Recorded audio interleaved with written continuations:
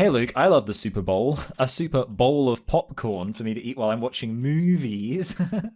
Yeah, would you like to know every new movie trailer expected to release for Super Bowl 2026? Well, it's already been Super Bowl 26, Michael. Yeah, Uh, sorry, I'm astral projecting into the past. Why don't you tell me what you thought of these trailers, and I'll tell you my opinion. This was the first trailer that was aired at Super Bowl. Scream 7. I thought this looked terrifying, almost as terrified as I was when I saw that fumble. okay, yeah, this was awful. This trailer, awful. The next trailer was Michael, of course, the Michael Jackson biopic. But I'll tell you what, certainly there's probably at least one player who is called Michael for one of these two teams because there's a lot of black players. So yeah, him. Well, there's a few players called DeMichael. Yeah, the Michael. Okay, good. Yeah, but again, another really bad trailer.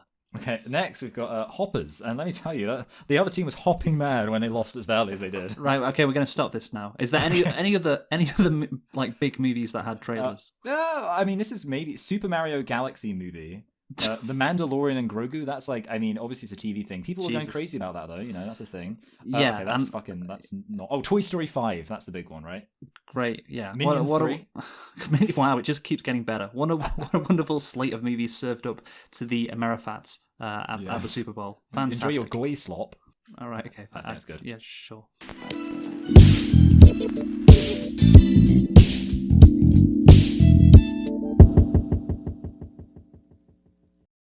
Hello and welcome to Select and Reflect, the movie review podcast where we look at films that have come out in the near and distant past. We give them a couple of watches and evaluate them beyond first impressions. I'm your host Michael and I'm joined as always by my co-host Luke. And this week we are continuing our Oscar extravaganza where we look at all of the films nominated for Best Picture this year. And this week we are looking at the film Sinners. So Luke, of course Sinners...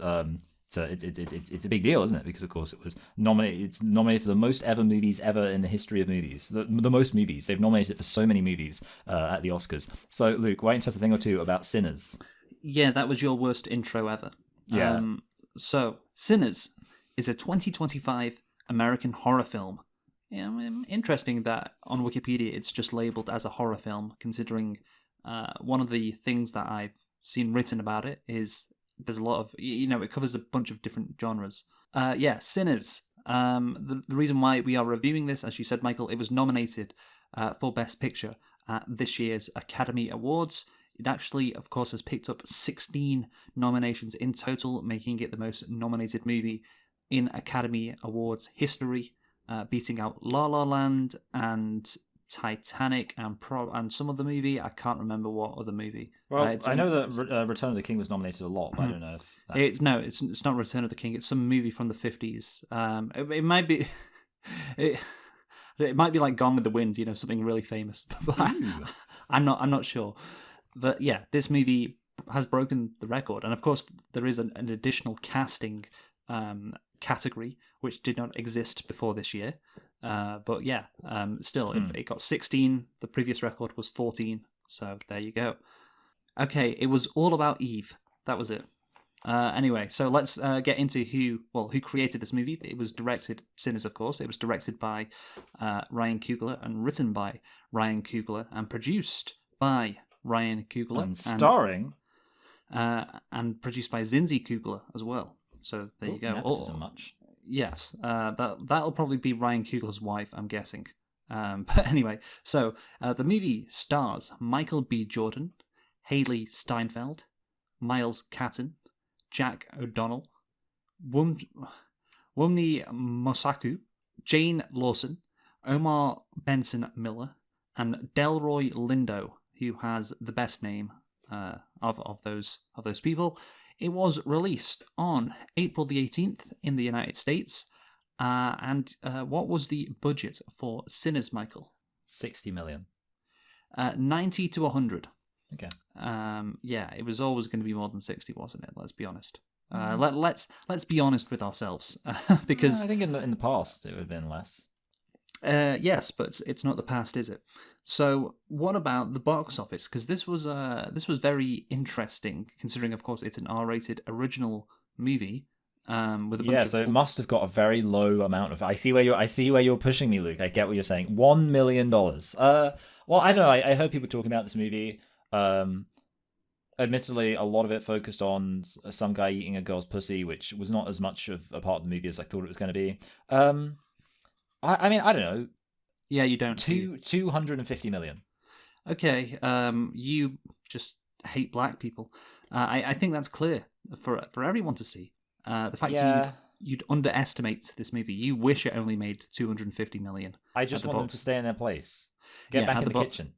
Yes, at the box office because it actually made 368, and Yeah, it's I wasn't it's that funny. far off. It's over 100 million. It's funny because there were, sorry, quite a lot of articles coming out around the time of this movie's release regarding, it's we're saying, hey, you know what, Sinners, it's doing decently, but it's going to have to do really, really well to make a profit. And I remember Ben Stiller called out, I think it was Variety, an article in Variety, for basically saying, well, Sinners, it's not doing that well, even though, of course, I think it did tremendously at the box office, considering, again, its natural constraints. Well, I think this could be the potential reason. Ryan Coogler struck a deal with Warner Brothers because he got first dollar gross, final cut privilege, and ownership of the film 25 years after its release. These stories were coming out that Sinners isn't doing that well to basically discourage other directors from doing something like this. Oh yeah, I think I actually did hear this about there being some kind of weird deal with Ryan Coogler where he got loads of money somehow. Yeah. Yeah, exactly. And these articles were pushed out by the studios. The fact that Coogler got this deal, and they don't want to set a precedent. So would you say they're trying to? I don't want to put words in your mouth. But would you say they're trying to keep a brother down? Yeah, potentially, yeah, exactly. So, Michael, can you tell me, did you like Sinners? Well, obviously, last week we spoke about a movie called. No, it wasn't last week. It was whenever. Well, was it last week? I don't know. Time's an illusion at this point. We spoke about One Battle After Another, and there was this idea of, should this really have been a Best Picture nominee, or was it pretty average? Or was it like kind of not something you expect? To be honest, Luke, I in my head, if I just like saw this movie randomly, I would just think, yeah, that was a pretty decent horror movie. It wouldn't even occur to me that it would be in contention for Best Picture. That's where I'm at. So overall, like it was fine. But like if you told me, oh Michael, we're going to be reviewing for Spooktober, we're going to be reviewing Sinners, this horror movie, this like vampire horror movie, I'd be like, okay, cool. And then you'd ask me about it. Yeah, I was like, it's pretty good. There's a big thing with music in this film. Like they start off with that like thing about these special fire people who like do music, and the music like has magical powers, and obviously the film ends with music. And I feel like maybe there's like a deeper thing going on with music, a bit like Tar. Remember Tar? Like it's going to be a situation where someone's made like a video essay about like how Sinners utilizes music with West African traditions meets Irish folklore, blah blah blah. Like I can imagine like a lot of that stuff is probably there. But I think even in knowing about that, I wouldn't be like, oh wow, that means this movie's just like some fantastic transcendent work of art. That's my guess. My guess is that overall, I just view the movie as a pretty standard horror movie with not even anything to make it an especially good horror movie. And while I imagine there's probably some like cultural stuff going on, I don't think that overall that's going to make me say this movie is fantastic. That's my opinion. Yeah, I'm locking it in. I refuse to be changed. Yeah, it's good that you just imagine, considering one of the most important scenes in the movie is, of course, various musicians from past and present who are, of course, African in some way. They play like all the black music. Yeah, all the black music, and so it's good that you just imagine there might be some cultural stuff going on. So that's good analysis there. I think that it's interesting. You call it a pretty standard horror movie, you're not really correct in that, because this movie, it starts off not wanting to be a horror movie. For the first 40 minutes, there are no horror elements. There is nothing to suggest anything is supernatural at all, which may not be that unusual for a horror movie, of course, because of horror movies, sometimes there is this build up. And then you get to, slow burn, as they say. Yes, but there's not. You could be watching this without any knowledge of the premise and thinking, oh yeah, this is just a movie set in the American South in the 1930s, in the Jim Crow era. And you're watching this and, wait, what the fuck? Vampires are in this? What the fuck? That came out of nowhere. and that's what. Of course, I knew about the vampire plot device, but that's kind of what I was thinking while watching this. It's like, yeah, this vampire storyline kind of comes out of nowhere, and then it consumes the whole movie, particularly in the second half of the movie. And I was really enjoying the first half of the movie, and I know other people have said this. The first half is quite enjoyable. Because again, it's not like a standard horror movie at all. It's not even trying to be a horror movie. And then in the second half, it is just like a pure, as you said, standard horror movie. Which Yes, you know what, you're saying something that's not. Yeah, I should admit, like, this is not entirely something I didn't think, and you are right to point this out. And yeah, we should, of course, we will spend a lot of time as we're talking about this movie chronologically, going through a lot of stuff that is not horror themed. You are right. Yes, indeed. And of course, there are some themes in this movie which we will discuss, some good analysis going on regarding what Ryan Coogler is trying to say with this movie, which is all very interesting. But watching I remember the first time I watched it, because I've watched this twice now, and I remember the first time I watched this, like 30, 35 minutes in, I was like, you know what, I am really, really enjoying this. I am loving the world that Ryan Coogler has created here. Of course, it's based on, the history of the Mississippi Delta in the 1930s, but he's created it in the sense of this movie. And yeah, it was great. I was having a great time, but then I, of course, remember hearing people say, yeah, then in the second half of the movie, it just turns into like a horror movie. And I'm like, okay, well, let's see where this goes. And indeed, of course, that's exactly what happened. And yeah, I was just a bit disappointed at how, because it's just like a bunch of characters, who are trying to survive like these vampires. And of course, I know there's a reason why that's, like Ryan Coogler didn't, just think, what do I do with this movie? Yes, let's add in some vampires. No, of course. No, that would be, honestly, I would respect, like, actually, if Ryan Coogler came out and was like, so yeah, I came out with this movie, and like, I got halfway through, and I had all these plates spinning, and I just didn't really know what to do. So, honestly, as a power play, I think you would have to actually respect that on some level. Yeah, because obviously the vampires are a metaphor, which we will get into. Yeah, for and Jews. He didn't like smash these two ideas together into one movie, but it almost kind of feels like that. And to me, that is just quite disappointing, because this could have been so good. And you said, of course, this. You're surprised this was nominated for Best Picture. But to be honest, this is a fine. It's fine. It's a fine movie, and there's been plenty. We're not going to mention DEI here, Luke. There's been plenty of worse movies nominated for Best Picture, so I'm not really that surprised at all. Like, it's a really solid movie that could have been really, really good, but it's not because of the second half. It was, the second half is very much like a crowd-pleasing movie, and maybe that's why Ryan Coogler did. I think he actually said in an interview he made the second half more of a crowd pleaser or more audience friendly to make sure that the box office, was decent. So because he had a lot riding on this movie. So we've got to blame the plebs as always. Well, that's the calculation he made, and that maybe prevented a better movie from getting made. And who knows, what the box office gross would have been? Maybe not as high, because the audiences like that kind of, audiences or plebs, as you said. They like that vampire schlock shit. They like it. So yeah, there you go. I mean, but it's just frustrating because it could have been better. But yeah, it's not that bad as to say, for me to say, yeah, it doesn't deserve a Best Picture nomination. And it was always going to get nominated for Best Picture because, at the end of the day, it was very popular, and that's always going to affect whether it gets nominated. I mean, for instance, F1 got nominated, as well, which we will review soon. Yeah, you know what I was about to say? I was going to say, because obviously, yeah, like blah blah blah. There's like other good movies, and then I was going to be like, oh, but Luke, this might end up being my least favorite movie, not because I'm being like a dickhead, but just because I was thinking maybe the other movies will all be better. But I think I remembered like that it would annoy you if that was the case, because that would mean rating Formula F1 above this, which I'm led to believe you don't like. What? I don't like what? F1, right? As the movie F1. Yeah.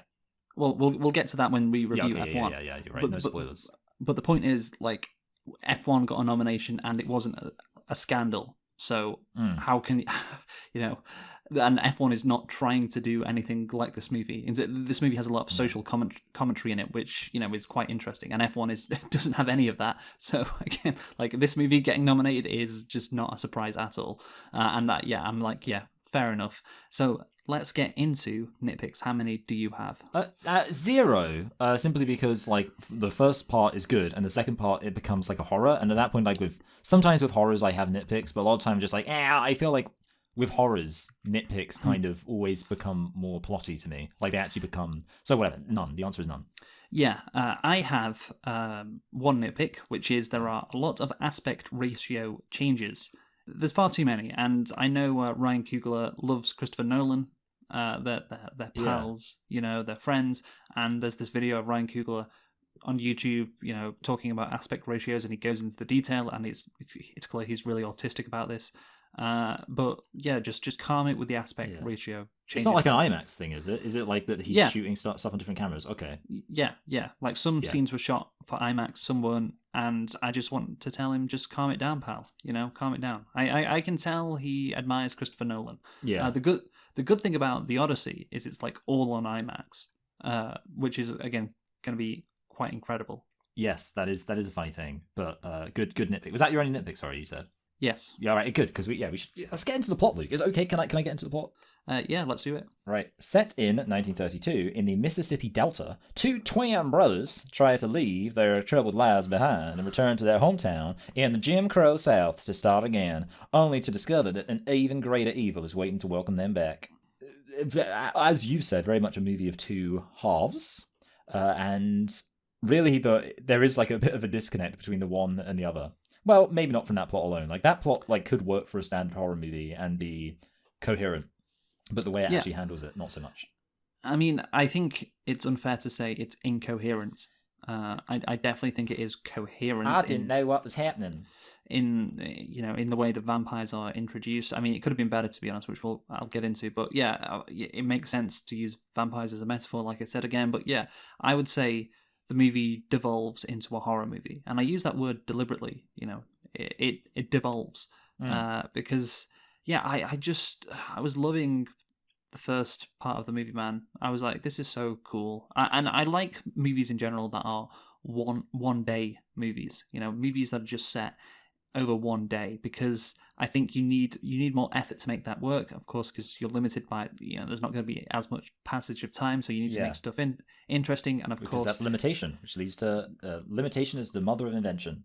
Yes, thank you for that. And of course, if it's just a one day movie, it's naturally building towards a climax, or they're building this juke joint, they've bought it, and they're going to have a grand opening, so that's going to be the climax, and the movie is building towards that, and therefore, I'm invested. It's great. And then the fucking vampires show up, and it's just literally, it just goes out the window. Yeah, I mean, I don't know what more to say about it. I mean, I think it's unfortunate, to be honest, that I'm being negative, because there's stuff I really, really like. I like being negative. Yeah. Again, sometimes you just have to be negative because your expectations are, raised. Have you ever seen The Wire? I've only seen season 1. Okay. You wouldn't have heard this line. Oh, you may have heard the line, but the character Bunk. He's in the new Superman movie. Yeah. Okay. I do know him. Yeah. Yeah. So, and it's probably like season 3 or 4, I don't know. And he's talking to Omar, and he says, "Look how far we done fell," and he's talking about like the fact that kids idolize Omar, or whatever. That line. Omar's gay, so how would you idolize someone like that? Yeah. And he says, "Look how far we done fell," and I think about that line in relation to this movie. I'm like, God, man, it was so much better, and then. But we'll get into that now, because I'll tell you what I really liked. So yeah, I think we should get into the script. All right, yeah. Script.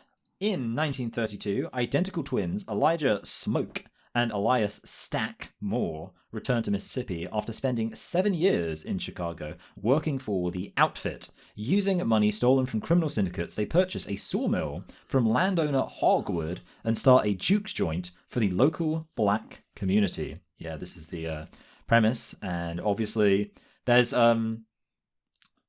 suggestions of a reckoning, almost a conspiracy of sorts when you have this stolen money being used to purchase this land. And personally, I was really, really excited to find out how all of this was going to come to a head. I'm sure you didn't share my enthusiasm, because I think you said that you were just excited to see the vampire show up. Yeah, so I think it's a nice premise to start the movie. I like it. These guys coming back to start their own juke joint. And yeah, it really, the movie tries to immerse you in this world of 1932 Mississippi, which of course, like I say, I do love that. And yeah, I just want to ask you. Of course, we see right at the start, Michael B. Jordan is playing both Smoke and Stack. Oh, yeah. Well, what do you think of that? Do you like the fact that he's playing the twins, as they're known?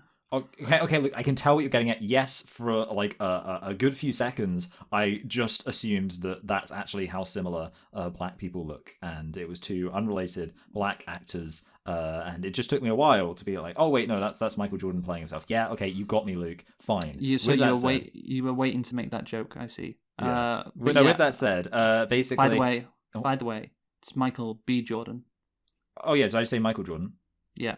Okay, well, yeah, Michael B. Jordan. I'm just going to call him the Beaster. So basically, yes, I think it's fine. The only thing about it is that, like, other films have done this, and significantly, because like I'm thinking, like, I haven't actually seen this movie. I know Scott, our best friend at university, watched it.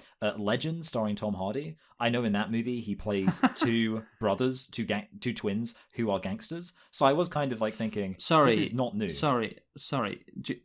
What do you mean? Do you not know who those gangsters are? Oh, the Cray twins, right? Okay, so you do know. Yeah, okay, I do know. Yeah, I know. But I'm just saying, like, basically, it's not a new idea to have the same actor playing themselves in order to portray either twins or clones. And it's not even a new idea to have it in the context of two gangsters who are twins. So that's how much I have little enthusiasm for that decision. Like, I mean, I wasn't mad about it, but it's just I don't think it's even remotely at this point qualifying as well done. Yeah, I did not care either. Okay, good. I guess it's good for Michael B. Jordan. But I don't care. Do you think the other one was called Michael A. Jordan? Yeah, good. That's good. I think initially I couldn't find this on Wikipedia, and maybe if I looked it up, but I can't be bothered to look it up. I had a feeling that Jonathan Majors was meant to play one of the brothers. But of course the allegations stopped. Oh yeah, sorry, yeah. I was trying to think, how do I know Jonathan Majors? Yes. I think I remember a story of like, oh yeah, he was meant to star in this new Michael B. Jordan Ryan Coogler movie, but of course then the allegations got to him, and kept the brother down. So yeah, his career is over, and it would make more sense because like, what's the point in Michael B. Jordan playing two characters? There's no. I mean, of course, there's this. There's this analysis which we'll get into in a bit. There's two sides to fighting back. For the brothers' two paths that they could go down, and obviously the fact that they're twins makes that easy to grasp as a theme. But yeah, you can just have brothers. But yeah. I wasn't. I don't care. It wasn't that impressive. Like you say, it's been done before. Oh yeah, good. I'm glad we share each other's mutual lack of enthusiasm. But with that said, yeah, analysis, or as I like to call it, hashtag analysis on the concept of brotherhood. The Smokestack twins explore the internal conflict within the community and the self. Smoke is the pragmatic, cautious protector, while Stack is the ambitious dreamer. Their relationship mirrors the broader struggle of the Great Migration, the tension between staying in the South to build something of your own, the Juke Joint, versus fleeing to the North, Chicago, to find a different kind of freedom. Yeah, okay, that's interesting that it makes sense they would have that different idea. It is one of those things, and look, okay, I this is going to be a case of me sounding like a way more of a negative Nancy than I need to, but I will just say that it's like, really, you've got two choices. Either they're in complete agreement or they disagree over something, and if they're going to disagree over something, it would make sense, it would be this thing. But no, yeah, obviously I do think that idea of like black people, because I know right at the beginning they have like a whole conversation about, I think it's someone else actually who says, oh, Chicago, isn't that great, blah blah blah, and they're like, I think they say like, oh, we prefer the South because it's the devil we know. I did think that idea was Yeah. quite interesting. Of like, you know, Yeah, and Yeah. it's the issue is it's not fleshed out as much as it should be. Mm. I think there should be more tension between the brothers. Perhaps one of them wanted to move back to Mississippi, and one of them was fine staying in Chicago. But you don't really get that. You know, it'd be nice to have some of that tension throughout the movie. But both of them are just kind of fine with moving back here. You know, one of them doesn't really take a stand. And Yeah. you know, say we should have just stayed in fucking Chicago, you know. But yeah, what was your last point? Sorry. What was my fucking? Oh, last point was just about like the better the devil you know. That whole thing of like the fact that people from Yeah. the South actually moving up to the North, then you basically got two issues. Yeah, One, again- there's still racism, and also you don't know anyone. Yeah, I think it'd be pretty easy, you know, to flesh that out, like I said Oh, yeah, before. yeah. So yeah, again, that could have been better. Oh yeah, absolutely. Anyways, speaking of staying where they're put, their younger cousin, Sammy, a singer and guitarist, joins them despite his pastor father Jedediah's warnings about the sins of blues music. So speaking of things that I would say I thought were going to be more fleshed out, because it's interesting. I like, obviously I know that like music is a thing, and you know, I know you made fun of me for the fact that I pat myself on the back for recognizing that. But obviously you start off like the very first scene of the movie is this guy Sammy walks in and like he's like, oh, you're gonna give up your music, blah blah blah blah, and then it ends with that. Like this is obviously a big thing. I mean, Yeah. is this I maybe could- the you know most what? fleshed out part of the movie? Fleshed out? I could tell you what Good. the whole point of that is. But yeah, basically, I will get onto that later because there's some more hashtag analysis for you, which will explain that. But yeah, I had a good line here, you know, because Sammy has to choose whether he is going to be a man of God or is he going to play the blues and be a sinner. So the question he's asked is which way Southern man, you know, instead of which way yeah. Western man, like the I meme. like that. No, yeah, I like that. The twins recruit pianist Delta Slim as a performer, local Chinese shopkeeper couple Grace and Bo Chow as suppliers, field worker Cornbread as a bouncer, and Smoke's wife Annie as a cook. Yeah, they're really making moves. Yeah. This is it's interesting. I will say this, Luke. I'm going to say something. I don't want this to offend you. You've said like when you watch the first half of this movie, you're like, oh man, this is like really good, really great, blah blah blah. Personally, for me, I thought that the first half of the movie was good. I don't have any problems with the first half of the movie. I felt more like the first half of the movie was setting stuff up. I don't know if like I was like Yes. excited. I was kind of I'm interested to see where this is going. So I wasn't like, yeah, this is awesome. They got the Chinese guy and blah blah blah. But I was like, okay, this is cool. Like yeah, great. But I was like, okay, like clearly we're being introduced to all these characters, and it was kind of interesting because Yes. I thought about the fact that like in horror movies in general, you often do have a lack of direct horror action at the start, so that you can set up all the characters. So there is kind of a similarity there. But yeah, in this I case, mean, it's kind of a bit weird because you feel like the characters are being set up for something other than just being eaten by vampires. Well, exactly, which is why I liked it. Yeah. Because It gave you could taste the exciting gangster shit that was coming. Well, you're not just not gangster shit necessarily, but yeah. I don't it's- mean gangster like black. I mean gangster like organized crime. Yeah. So what I like, you're right. Yeah, it is this movie. It's just setting stuff up, and we're getting introduced to these characters, and yeah, these characters are great. You know, they feel so real. Like that Delta Slim, what a great character, and yeah, in general, of course, I am an enjoyer of history, and I do like how it's a day in the life, you know, of this, you know, place in history in the Jim Crow South. And I was just enjoying it, you know, the characters, the setting, you know, the music as well, which we'll get onto in a bit. It just felt so good, and it wasn't fast paced. It was kind of slow paced. I know Mike from Red Letter Media complained about that, but I don't mind, you know, slow. Yeah, paced movies. I like slow paced in the context of, and I think you said it's like a one day movie. Which I've never actually heard that expression before. But yeah, I actually, with me... Well, I mean, like... I just did make it up. I don't Oh, know if wow, that is okay. it. I think it certainly describes a type of movie, Well, so well done you for exactly. coining the phrase. Exactly. Yeah, I kind of agree with you, where it's like, if the movie is supposed to be kind of a bit more intimate, and like the point is kind of it's supposed to be slow-paced, I like slow paced movies. I don't like when you have like movies that are supposed like I don't know, like fucking Avatar, where they spend like an hour just learning how to swim in the second movie, and I'm like, okay, no, this is bullshit. But yeah, Yeah. like this kind of slow pace is good. Well, that's the thing. The movie is going somewhere because again, it is setting stuff up. So Slow you and know, steady. it's building momentum. You know, and the fact again, it is a 1 day movie. You know, there's going to be like a climax, and again, it's a shame what the climax is, but you know, there's going to be a climax, and all these characters are getting introduced, and they're all going to be, of course, brought to this juke joint, which you know that is.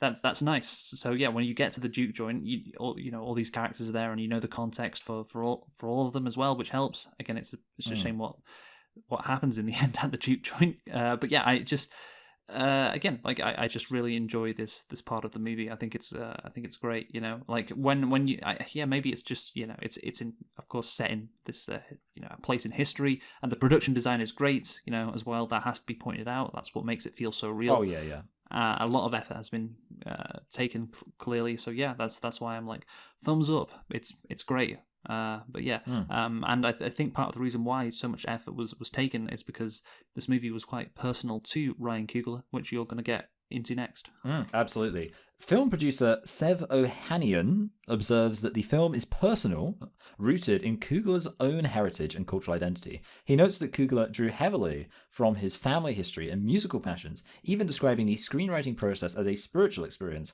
where he felt guided by the presence of his ancestors.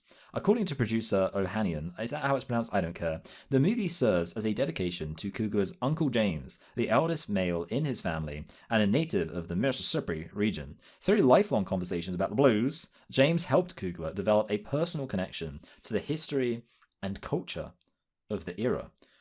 Yeah, but where is he from the South? Oh, it doesn't really matter. Like, is he from the South himself, or just his Southern family members? So, if you'll know from the movie Black Panther, he's from Oakland. Ryan Coogler. Yeah. Ryan Coogler. You know, that was the point of the ending of Black Panther. You know. I get Michael B. Jordan's character in Black Panther is from Oakland, and yeah, looking at the themes of the movie, it would be weird if this wasn't personal to him, because he's, you know, yeah, and the fact, of course, that he agreed to get the rights to this movie 25 years after its release. So yeah, he definitely wanted to keep it. You know, this is his thing, and of course, yeah. Imagine like making a movie like this, which is very, very personal to you, and then getting 16 nominations at the Academy Awards. That'd be quite insane. Yeah. Yeah, I don't know. I feel like in a way it's kind of like at that point you'd be like, oh, man, it almost like I feel like it would make it feel less personal to you. I'd be like, oh, okay, so everyone else liked it too. Okay, I thought I had, you know, it would make me feel like a real NPC personally. If it was like I made this movie, it's like really personal to me. If I made a movie that was really personal to me, I want everyone else to hate it. Moving on. Stack runs into his ex-girlfriend Mary, whom he abandoned to protect her from the white community. Yes, Mary, and so Mary is she is half black. Her grandfather was half black. Okay, you know what? That's fine. That's something where I don't even feel bad that I was wrong about that, because whatever. You know, I'm not. What do you mean? Well, because, you know, like sometimes the thing is, like, genuinely for a second there, I was worried you were gonna say, "No, Michael, you fucking idiot. She's 100% white. What the hell are you talking about?" But I was like, I'm pretty sure I remember a conversation about her being in some way mixed race. So now I found out it's just that her dad is half black. I'm like, okay, that's fine, whatever. No, again, so you didn't listen to the line in the movie. You didn't listen to me just then. I said her granddad is half black. Okay, well, in that case, that makes it feel even better, because the fact I didn't even hear you should make you feel worse. No, because it means that I was not paying any less attention to the movie than I pay to any other aspect of my life. Should make you feel worse in general, then, about your life. No, I think in a way, I guess because... okay, no, I don't want to get into this bullshit. Right, so yeah, let's talk about Haley Steinfeld in this movie, because the line, I can't remember the exact line, but obviously the first scene where she meets back up with Stack, and she says, you fucked me so hard that... I feel like you made her sound Chinese. You fucked me so hard. I'm trying to do her voice. Yeah. I can't do her voice. But, you know, like... Yeah. The point... Yeah, whatever... I can't remember the exact line. But when she says that, I remember, like, 2 days after the movie's release, I saw that on Twitter. Like, people love that line. Like, you know, that it went viral. Yeah. And... Yeah, that was fun. And do you know? There's no point in asking you this. So, I John, definitely will. Haley Steinfeld, I think, is now engaged to Buffalo Bills quarterback Josh Allen, and a lot of the there were a lot of comments. Like, Yeah. I don't think NFL fans are the most artistic people. So they see that and they're like, "Wow, I can't imagine being married to an actress and having her say lines like that, or being engaged to an actress and having her say lines like that." But you're not aware of that, but I was just aware of this thing going on online. Yeah, I like that. Yeah. Elsewhere, do you actually like that? Well, it reminds me of in The Simpsons where Ned Flanders is married to that actress, and he's like, he objects to the idea of there being any nudity in the movie, and like that was kind of the most alpha moment of Ned Flanders' entire life, where he's basically like, look, this woman's my property. No one else is allowed to look at her except me. And I guess I'm saying that's what he should have been like. That's what NFL fans were like, yeah. Exactly, yeah. So Ned Flanders is an NFL. Remember, he invites Homer to the big game. Elsewhere, Irish immigrant. Oh, this is going to be exciting. I'm excited for this. I'm interested to see what the Irish immigrants kind of add to this drama. Really, you're not aware. Yeah, I'm pretty excited to hear, like, because obviously, there's a lot of sort of stuff with like Irish gangsters, stuff like that, and obviously it's a pretty interesting gangster movie. Irish immigrant vampire Remick shelters from Choctaw vampire hunters with a married Klansman couple whom he turns into vampires. So, here's one thing I'll say right away. I have had a few movies in the past, I think often vampires, where I've been quite scared, insofar as an adult man like me can be scared. And then the minute I found out, oh, it's vampires, I'm not, like, I watched this like movie called The Invitation. It's about like a woman staying around a guy's house, and like loads of creepy stuff is happening. It's like a really freaky movie. There's like people dying, people going missing, but like the whole thing is, it's like the fear of the unknown. You're like, oh no, what's happening? What's happening in this house? And then eventually you find out they're vampires. And at that moment, I literally just remember like kind of sitting back in my chair like, oh, okay, they're vampires. Because like at that point, it takes away the fear of the unknown. So I literally like wrote in my notes like, oh, okay, they're vampires, cool. Because it's just like, I think I actually wrote the exact words, simple enough. I was like, okay, they're vampires. Because that's the thing. So obviously there's lots of issues, I think, with this whole vampire twist. Not to say it couldn't be interesting. There's many ways you could have like a vampire meets all of the other stuff going on, interesting drama. But yeah, just one criticism for me right out of the gate was I was like, okay, even as a horror film, we all know about vampires. It's not that scary. Yeah, again, you're right. It's not that scary. It's not that crazy. There have been plenty of vampires in media over the last 15 to 20 years, so it's not even that great an idea. I mean, there's a metaphor, which we'll get to, but yeah, it's where the movie starts to go off for me. It's 40 minutes in, and up until this point, the movie was lovely, and yeah, like I said, the vampires come out of nowhere seemingly, and of course, I'm aware that they're coming, but if you weren't, you'd be like, "What the fuck? Why are vampires in this movie?" There was no indication this was a horror movie. There's no indication that vampires exist in this world.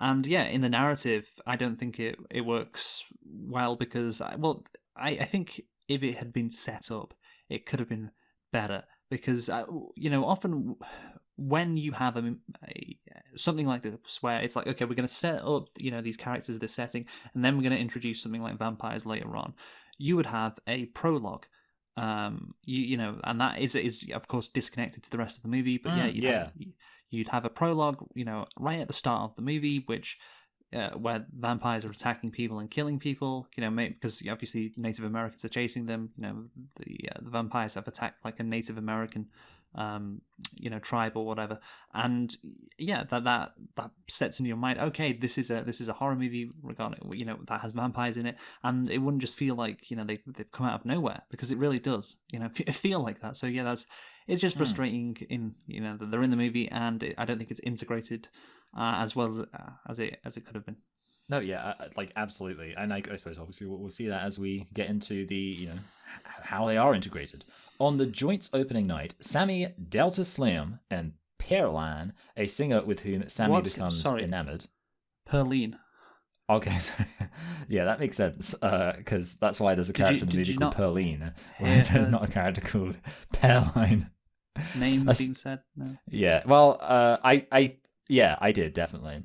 A singer with whom Sammy becomes enamored perform on stage. Well, I was really enjoying, these few scenes in the juke joint, before we really get going with the music. And all because again, these characters are well defined because of the the setup, because Ryan Coogler took his time and did very well in setting up these characters. Of course, Mary's storyline, that's good, that's fun. I like her interactions with Sammy and Stack, and it's just all very good. And of course, the movie is building up to something. It's just a shame what the movie is building up to. But yeah, again, this is why you put the effort in earlier on in the movie. And of course, then before the vampires come, we get into the music. So yeah. Yeah, Sammy's music is transcendent, unknowingly summoning spirits of both past and future to join the crowd. However, the performance also attracts Remick. So this is the moment where I was like, okay, this is interesting. Like, I would say if I was to, point to a single moment in the film, and you want to have moments like this in a film, where I was like, all right, this is just interesting. This is the kind of thing that makes me think, I like this. This is something you haven't. I don't think I've really seen this in the movie before. And yeah, this moment where you just like have. And is it all in like one shot? I don't know. I want to believe it is. Yeah, okay, cool. Yes. It is, yeah. And it's just showing you all this stuff. Everything about this seemed like impressive to me. Seemed like it was going somewhere. This was like, I think, aside from the fact I was already a little bit disheartened by the whole vampire thing, this was the moment where I was like, okay, this movie feels like it could have some kind of interesting, like, thematic point. Which is why, obviously, that's the first thing I mentioned with regards to themes. I could sense with my genius that there was a music thing. Yeah, it's the best scene in the movie. It's the peak, which it's quite uncontroversial to say that. And yeah, when the narration says "and the future," and you see this black guy playing an electric guitar, that's so good. I love that. Great moment, and you're like, that's a great idea, Ryan Coogler. Yeah, and also the music flows well together too. Like just like sonically, it sounds good. Well, exactly. So yeah, it's a great scene, I think, visually, of course, because it's a one shot. It looks great, and yeah, it's the acknowledgement, that so much culture in America and indeed the West has originated from these Elvis Presley. These plantations in the American South. Of course, you just said Elvis Presley, who, of course, we know where he got his love of rock and roll music from. And or you could look at the movie implies even before that from this music, this rhythm, it comes from West Africa, and then that music, of course, has evolved from the blues into hip hop, of course, and those two styles of music are combined in this scene as well, and yeah, it's just so good. And I think, again, like I said, it's more than just like, oh, look at all this black music, isn't that fun? It's also like showing like, hey, because again, everyone is aware of how influential black music is in the culture of Western societies, and it all came from what Coogler was saying is, the tribes in West Africa, then onto these, plantations in the 1930s in Mississippi, with the blues, and then look at what it has blossomed into. And of course, I think among Gen Z, what is the most popular genre of music? What would you say? Country and Western. Hip hop, rap. Yeah. And yeah, he's showing the with the scene, it's just such a great scene because it's doing so much, and also we see, of course, that it attracts Remick and the vampires, which is it works with the plot as well. So yeah, I think it's an incredible scene, the best part of the movie. Yeah, absolutely. And then, Are you ready for some hashtag analysis? Well, yeah. Then things I was just going to say do unfortunately start to go downhill. But yeah, give me some analysis on the juke joint. Here's some hashtag analysis. The juke joint as a symbol. While the vampires represent the theft of black culture, the juke joint is where the culture is produced and protected. The music played there, the raw deep South blues, is portrayed as a spiritual shield. It's the one place where the community isn't defined by their labor or their status under Jim Crow, but by their creativity. The film plays with the idea that while the church is often seen as the holy sanctuary, the juke joint is where the characters find their true salvation. When the vampires attack the club, they aren't just attacking people, they're trying to break into the heart of the community to consume its essence. Wow. Yeah, again, you look at what Coogler is trying to say, it's very interesting, this rhythm, this music, which was taken from West Africa, of course, now it's in the Americas, and despite, of course, the slave trade, black people still have that. and that's the one thing that this music that black people just aren't willing to give up, or they're not having it. They don't want it taken away from them. Even though, of course, that's what Elvis Presley kind of did, of course. Which took it away or made it better.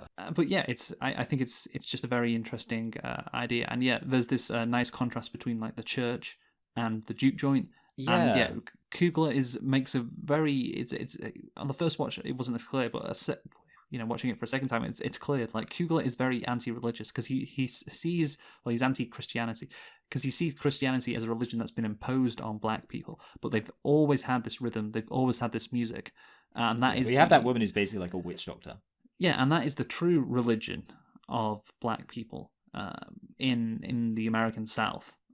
More so, or that should be the true religion, more so than Christianity, and the juke joint is like more of a church for these people than the actual church. I think that's what Coogler is kind of saying. Yeah, which is that seems to pretty, be pretty controversial, really, considering I know a lot of black people are very much into their Christianity. But yeah, that is essentially what he's saying. So yeah, but we're gonna get into the music now. Yes, Coogler's frequent collaborator Ludwig Göransson worked on the soundtrack. Göransson described Sinners as a personal and ambitious score, reflecting his own musical journey. He drew inspiration from blues music and performed the score on a 1932 Dobro Cyclops resonator guitar, the same one Sammy carries throughout the film. Yeah, that is interesting. Although, I suppose, maybe it's kind of obvious that you would use an instrument from the time where you're setting it, if possible. Yeah, I just think it sounds very authentic, though, doesn't it? That's what's good. But yeah, I think the score is fantastic. Again, especially in the first half of the movie, before you get into the juke joint. It's one of the reasons why I was enjoying these scenes so much, even though, again, they're slow paced, but the music in the background is great. And yeah, then, of course, in the juke joint, you get this incredible scene of where, of course, I think it must have been Ludwig Göransson who had to infuse hip hop with the blues and all the West African tribes and their drumming. Would have been quite a challenge for him, and but yeah, he pulled it off, and I think he's definitely going to win an Oscar at the Academy Awards for best score because of this. He can't lose basically. No, I think that. I mean, well, yeah, I haven't seen a lot of other things, but this movie's about music, so that's how it works. It's like how the movies about fashion always win best costume. But it is about music, but it also does a very impressive thing musically as well, which is the point I was making. Yeah.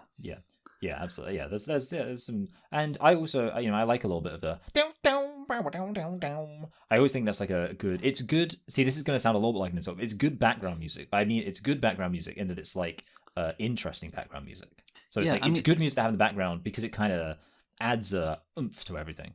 Yeah, which is why, again, those scenes at the start of the movie work so well. It's why, again, I can see why the blues took off and was very popular with white people. They just didn't like who was playing it. But yeah, the blues sound good.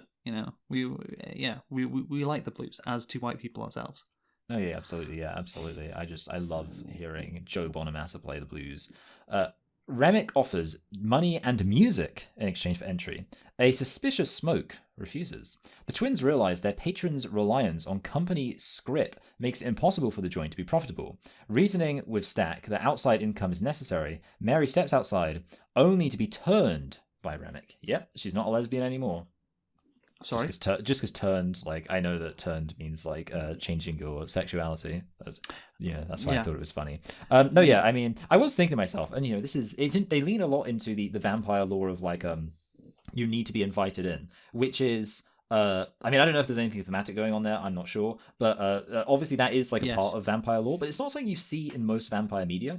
But now that it is featuring so prominently in this movie, I do think, to be honest, it's not that much of a handicap, because like, there are going to be enough people walking around that you don't really need to be invited into their houses. Like, if I was a vampire and I was like, oh, you need to be invited into people's houses, I'm like, you know what? I think I can just wait until, like, I'll just hang around outside people's houses and attack people then. Call me. I think I've already found an exploit in the system. Yeah, but, well, not really, because, of course, sunlight.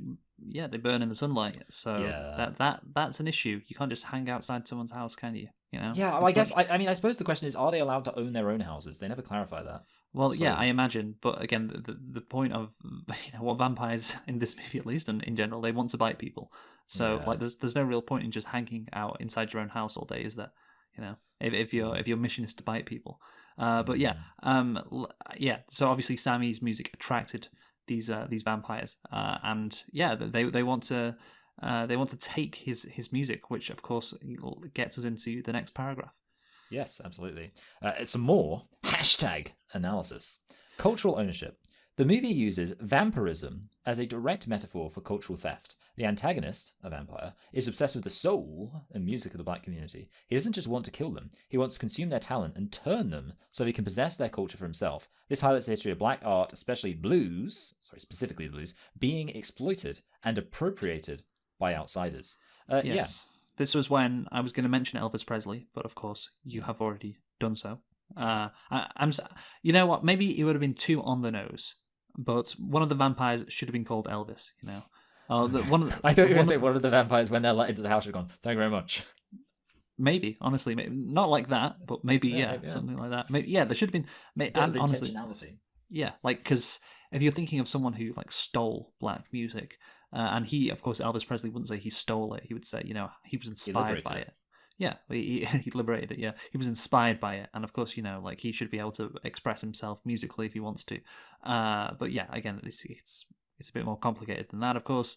But yeah, the central line in the movie, which sums up this whole vampires as a metaphor for cultural theft, is when Delta Slim says, white people like the blues, they just don't like who's playing it.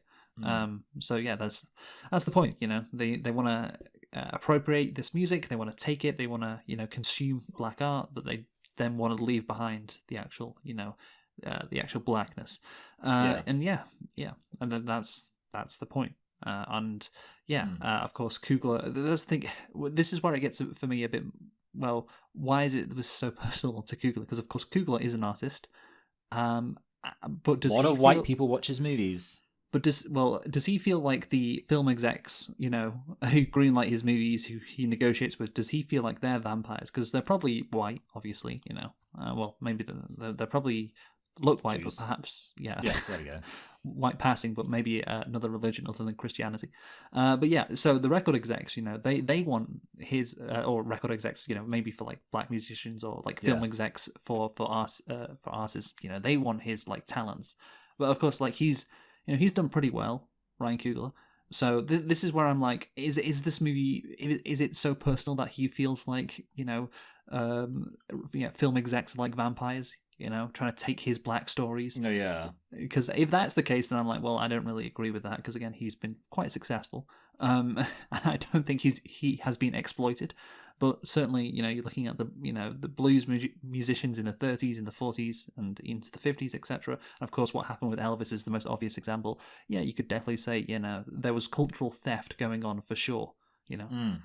No, yeah, I think, I agree. Returning inside, Mary seduces and fatally bites Stack. Sammy and Smoke discover them. Smoke shoots Mary, but she is unaffected and escapes. Outside, Remick turns cornbread.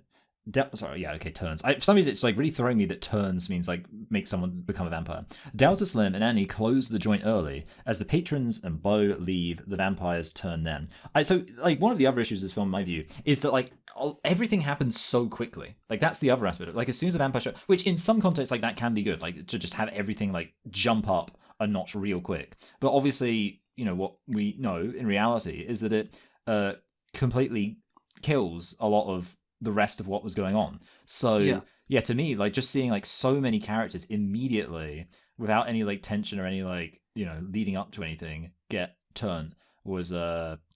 That's what they say when you're getting drunk and stuff. But it was disappointing, dare I say. Yes. Of course, Mary gets turned, and then of course, Mary bites Stack. This is a metaphor about, well, perhaps how you can be seduced by the vampires.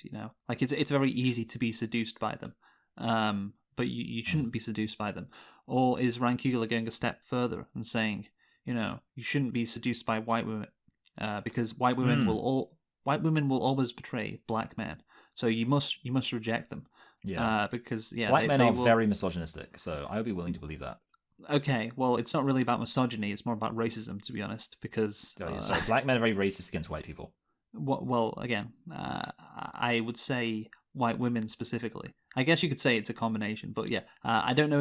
Again, you're saying a stereotype here.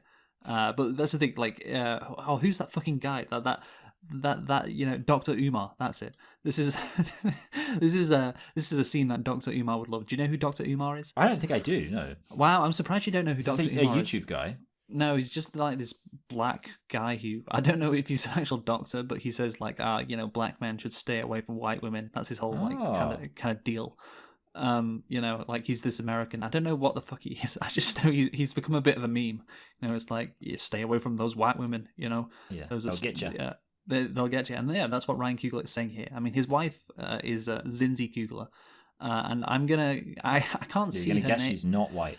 Yes, I can't see a picture of her on Wikipedia, but I'm going to guess with the first name Zinzi that she is not white and she is indeed black. So there you go. Like, if the shoe fits, you know what I mean? Oh, yeah, exactly, yeah. I think he should divorce her and marry a white woman to prove that he's not racist.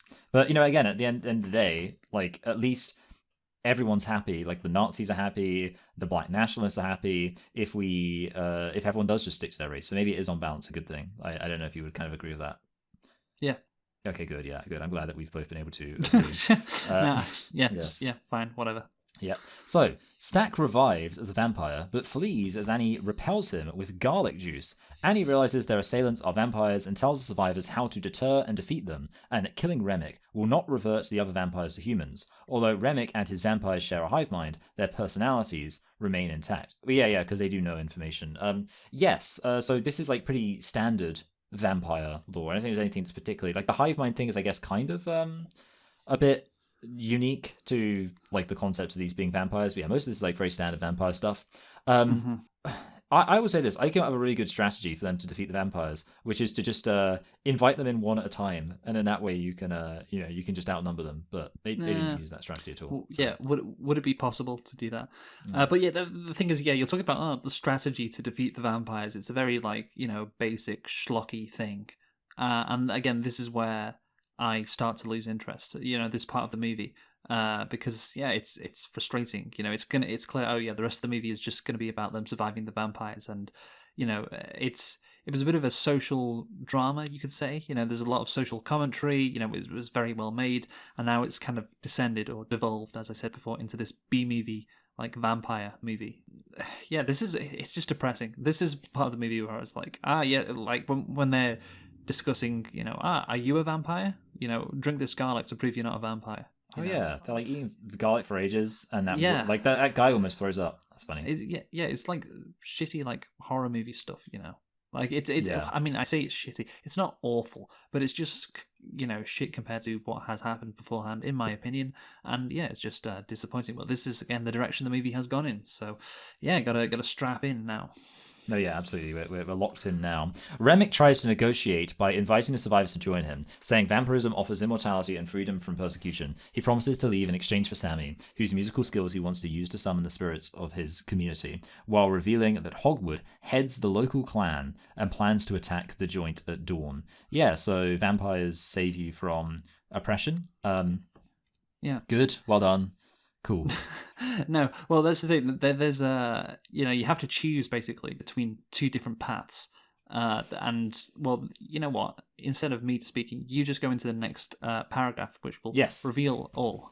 Some hashtag analysis. Survival. In Sinners, the characters are trapped between two different monsters. Firstly, the supernatural, literal vampires hunting them. Secondly, the systemic, the real threat of racial violence and the KKK. The theme explores the false choices oppressed people are forced to make. Do you stay human and risk being killed by a lynch mob? Or do you sell your soul to the vampires for the power and immortality needed to survive? This is a problem that so many black people are forced to make every single day. Do they go with the vampires to have immortality? So, I mean, I suppose, what? Is this talking about how, if you are a wealthy musician, then you can escape oppression? Yeah, you can escape oppression. Yeah, again, I think it's, if this refers to Ryan Coogler in the modern day, I'm just like, no way, man. You can, this kind of dichotomy, I believe that's the word, doesn't exist as much anywhere near as it did. Ryan Coogler, you can make your art like he has done and still be successful. Of course, this movie has done. He's kind of proven you can do that, and I think other black artists have done so beforehand. Again, not to the same extent as white artists. Of course, there is the imbalance still exists, but not to the extent you can imagine this black blues musician in the 1930s, could he like sell out and play to white crowds and earn a lot of money and lose his soul, or could he, be like Delta Slim, be poor, get, just like lead a pretty depressing life, but at least, he's being genuine. And obviously, yeah, less applicable today. But I mean, you know what? It's just like Brutalist, isn't it? The Brutalist was all about how do you deal with that risk of people trying to shut you down. Yeah, again, I imagine plenty of blues musicians in the 30s and the 40s, who of course were black, thought about this kind of thing. Yeah. Anyway, now let's talk about the Irish connection, because I don't know if you know, the Irish were persecuted too. And that's like something people don't really talk about. Ryan Coogler has spoken about the parallels in the film between the African Americans, the Irish, and the Choctaw, noting the historical intermingling of these cultures and its influence on their musical traditions. Coogler also said that the character of Remick, who is Irish, identifies with the black characters because of the connection between what we experienced, we being African Americans, forcibly removed from the continent of Africa, and the experience of the Irish people being forced to work land that has immeasurable abundance and wealth, but being denied that. So, I mean, the connections between the two cultures are really obvious to spot. Yeah, that's why Eddie Murphy has an Irish surname. Yeah, that's a good point. Yeah, so there's this line later on where Remick says, when fucking Sammy's repeating the Lord's Prayer, it's like, oh, that's what people who took my father's land said, when they took the land. And again, like the Irish have been Christian for literally centuries. And if anything, they're more serious about the Lord's Prayer because they like pray the rosary and stuff. Yes, they're a very Catholic country and have been forever, Ireland. Yeah. And yeah, it wasn't like it wasn't people from England coming over imposing Christianity on them. So again, like I don't really know if what Coogler was getting at there, because he's just like incorrect again. Yeah, that's an example where it's almost like the fact that because obviously vampires would not be Christian, so it's almost like it's an example of where the whole vampire thing almost goes against the social commentary, and that's always like I think the problem. Well, what do you mean? What I mean is the fact that he is a vampire means that it makes sense for his character, who is a vampire, to say, "Oh man, it's fucking gay that you're saying that Lord's Prayer shit," because he, as a vampire, wouldn't endorse Christianity. But the problem is that takes away from his from the thematic point of him representing Irish culture, because like you say, the Irish weren't Christians. So I'm saying the issue with this supernatural element relating to a racial commentary is that the specific supernatural element they've gone for doesn't really work with a very obvious aspect of Irish identity. That's what I'm saying. So it's just another example of how that doesn't really work. Yeah, but he was I guess you'd say the character was originally, of course, not a vampire, and so was Irish, of course, and was a Christian. Yeah, I mean, I don't know, because I wonder how long he's been a vampire for, because he's like immortal. It could be the case that he's been like a fucking vampire since, I don't know, maybe this is retarded, because maybe if he was like taken to the US as a slave, this wouldn't really be possible if he was a vampire. But I don't know, like I'm actually like in my head I was thinking, and this could be retarded, like that he was like a vampire in like 500 AD. And, like, okay, like if that's the case, then fair enough. But again, but otherwise, you're right, it would be nonsense. How would he get to America? Like again, there's a whole different issue, and again, maybe his father's land would be taken by Christians then if he was a vampire in like 500 AD. Okay, fair enough. But again, like then why the fuck is he in Mississippi then? Yeah. Okay, but yeah, that's interesting. But yeah, again, the connection, as Coogler says, between the Irish and the African Americans, it's obvious to see. But yeah, apart from the religion being imposed on them, but again, like depends how old this vampire is. You know? We need some more. We need a prequel about Remick. That's important. I want the Sinners expanded universe. Anyway, Remick threatens to attack the Chow's daughter, Lisa, at their home. Enraged, Grace invites the vampires into the joint, and a fight ensues. Grace and Beau are killed while Mary escapes. Annie is bitten by Stack, but Smoke kills her, after she made Smoke promise to do so before being transformed, yes. Delta Slim sacrifices himself to allow Smoke, Sammy, and Pearline to escape, but they're ambushed by Remick and Stack. Remick turns Pearline while Smoke fights Stack, allowing Sammy to flee. So this is like just when a whole load of shit happens. Sorry. So that's a good way to phrase it, yes. Yeah. Obviously, I don't know, like, is like the whole, like, kill me so that I don't get turned, is that like a slavery thing? I just remember obviously in Black Panther had a line like, bury me with my brothers who jumped because blah blah blah, whatever it was. They wanted to die in the ocean. That thing. Yeah. Yeah, exactly. Yeah, they didn't want to be slaves. So Yeah. yeah, that's the thing. Yeah, it's quite Just obvious. pleasing some people.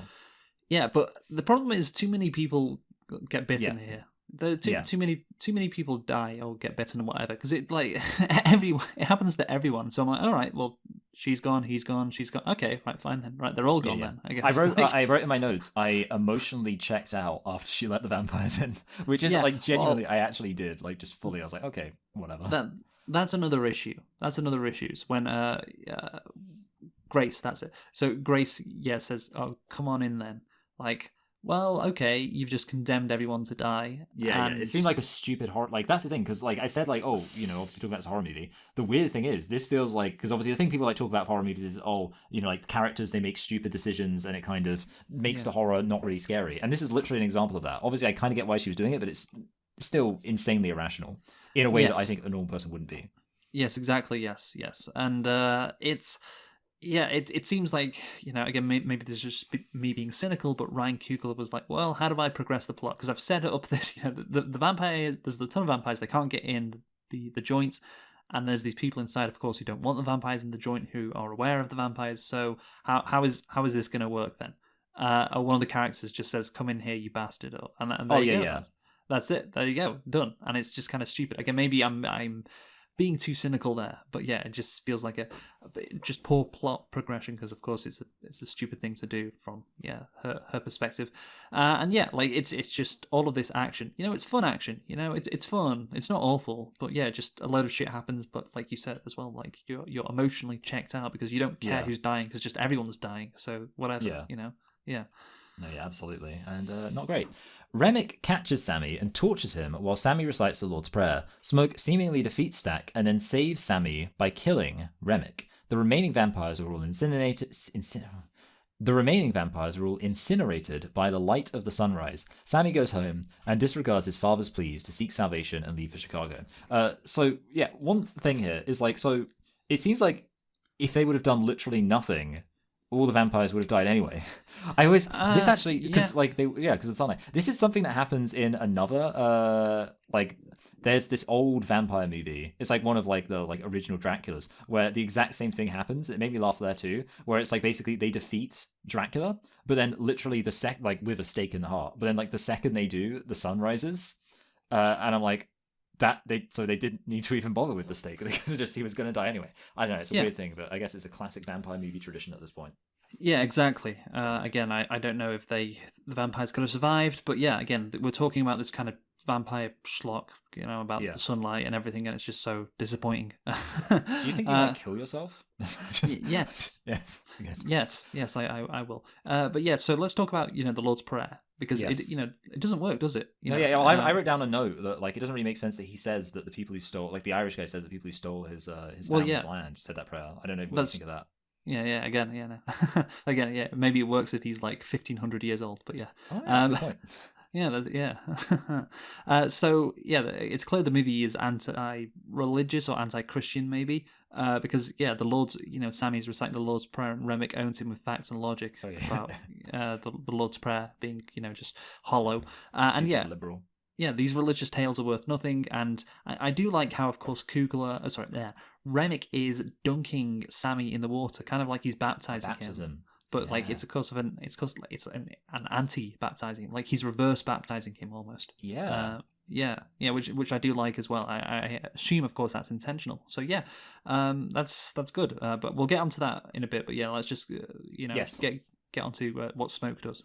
Yeah, Smoke kills Hogwood and his men, but is fatally shot. He reunites with Annie and their daughter after dying. So for me, like, you're not going to surprise me to tell me that there is like a deep thing about. I mean, I feel like I can already predict what it is, which is basically, just like he defeated the vampires, he's got to defeat the KKK, blah blah blah. To me, this felt kind of like not really that insightful or impactful of a moment because it's just like, I mean, the KKK should have been a bigger part of this movie. Yeah. Because you of course in some good hashtag analysis before noted the two threats that these black people in this joint were facing, and one of them was the KKK. And so I was like, what, if the KKK, like, if they attacked the joint as well, that would have been interesting. Then it wouldn't have just been a standard vampire movie, right? If Yeah. they're coming to attack, okay, now we got something else, and that could have mixed things up, or perhaps the Native Americans, coming, because of course they're in, they appear in the movie for like one Yeah. scene. They're trying They're to the chase true vampires. bad guys. Well, they could have been the good guys somewhat, but yeah, like so it's just not a simple horror situation, because that's the thing. At the throughout the second half of the movie, it is just this simple horror premise of yes, we gotta make sure the vampires don't kill us, and they're trying to kill us. Add in the KKK, of course you got some more social commentary. What are the KKK's motives? What are the vampires going to do with the KKK? Like all of this, you could have done something potentially interesting there, and just having them show up at the end of the movie is just kind of shit. Yeah, I mean, I think the KKK. I was like thinking recently. I can't remember the context, but I think about the KKK. Like they were smart because they like at least bothered to usually kind of do things under the cover of dark, and they'd usually like accuse them of rape. They put some effort in. Well, this wouldn't be under the cover of dark, though, would it? Oh no, yeah, sorry, yeah. But I'm just saying, like they should have. I'm just saying in general, they need to have some kind of strategy. Yeah, okay, but yeah, maybe, but it would have been fun if they just showed up as well. Yeah. Yeah.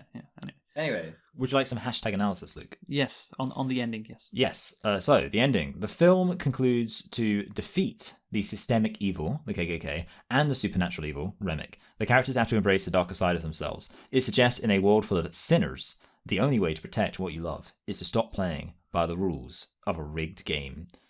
Yeah. I guess. It's fine to be a sinner. Like I think that's the message. Like of course the movie is called Sinners. Yeah, be a sinner. Like, that's what you got to do. This movie is fine with Sammy being a so-called sinner because he's fighting back.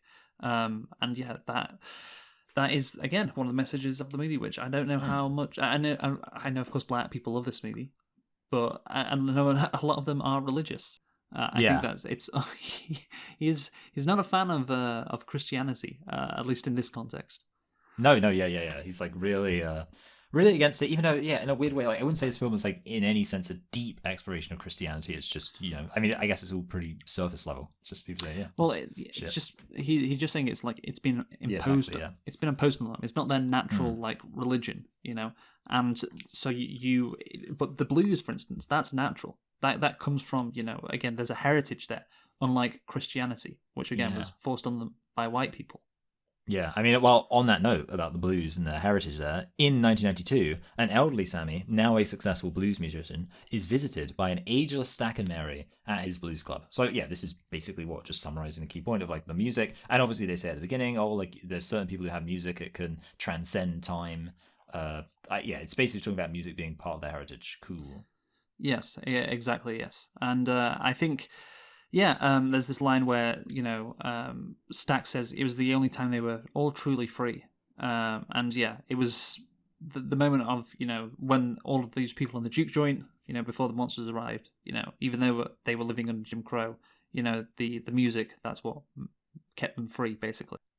So yeah, I think, again, it's another interesting way to end the movie and just, highlights or emphasizes the thematic points that have been made throughout the movie. But anyway, Michael, let's conclude. You go first. Okay.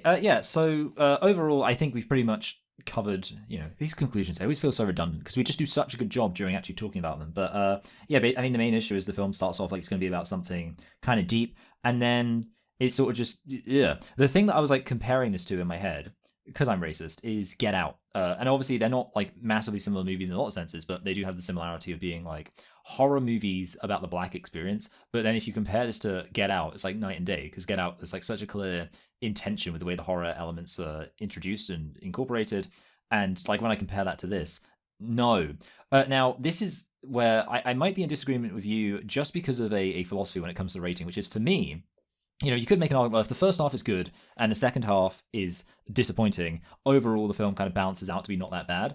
For me, when you have a second half that like is disappointing, that's almost like worse. Like in a way, I could almost justify giving this film like an actively bad rating, because at least if a film was just like kind of boring vampire schlock at the start and boring vampire schlock at the end, it would be consistent. You could almost argue the fact that it like drops the ball so hard makes it like bad. I'm not going to say that, but I'm only going to give this a high 6. That's like a 6. Like, yeah, maybe you could say it's harsh, but for me, like it's the disappointment. Like the experience of watching this film was for the second half one of And that's not a good experience to have.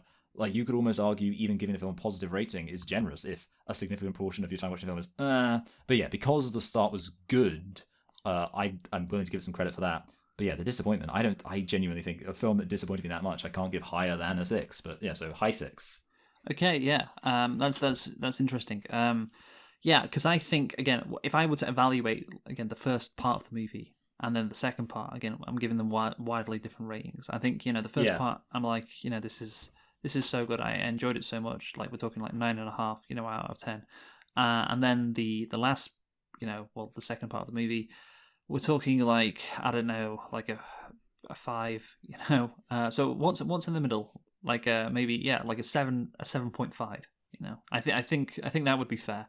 Yeah, it's a shame. It's a shame because it could have been really, really good. But 7.5 I think is fair, and of course it's got 16 nominations at the Academy Awards, and I think it's going to lose out on a lot of them because that's the thing. It's a good movie. It's good enough to get nominated for all these awards, but it's not like a great movie, so it's not going to win a lot of awards. There was a tweet that summed up Sinners quite well, which I can't remember what it was, and I should have found it before this recording. But yeah, just in general, yeah, they were talking about how it's frustrating how how the movie turned into what it did, because we could be looking at one of the best movies of the last decade, and it just wasn't that. But anyway, Michael, what are we reviewing next time in our Oscar extravaganza? Not Marty Supreme, but instead Formula One. Yes, no, just F1, just F1. Oh yeah, So, sorry, yeah, F1. join us for F1 next time. Again, you think we've been harsh on Sinners potentially? Well, get ready for that. So join us for then. Join us for F1 next time. Who've you been, Michael? I've been Michael. I've been Luke. Thanks for listening, and goodbye. Goodbye. Right.